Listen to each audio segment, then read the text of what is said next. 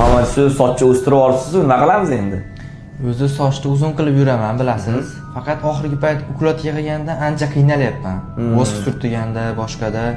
Shunga o'zingiz nima maslahat berasiz?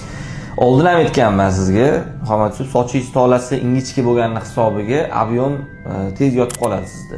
O'ta uzun qilib olsangiz, mana shunaqa muammo bo'ladi. Ozgina doim yuvishingiz kerak, uni vosk qilishingiz kerak bo'ladi. Shuning uchun hozir mana orqangiz ham pachoqroq ko'rinyapti. Asosiy sizda pachoq bo'lib qolishi kerak bo'lmagan, ham ob'yomli bo'lishi kerak bo'lgan joyi ham pachoq bo'lib qoladi sizda.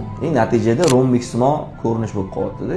Men maslahat beraman, o'sha yuzingizni ochib, ozgina o'lpani strishkasiga o'xshagan bir stil qilishni tavsiya qilaman. Tim bo'li bahor yaqin yog'iga yangi chiqsak ham bo'ladi. Примерно rasm ko'rsataman, mana hozir ko'nglingiz xotirjam bo'lishligi uchun. Mashina ozgina kaltaroq variantini qilamiz. Bo'ladimi? Bo'ldi, ma'qul. Tayyormisiz o'zgarishga? Tayyorman. Bo'ldi. Qalay bo'ldi hodisa? Zo'r bo'ldi. Har doimgidek katta o'zgarish qilib berdingiz.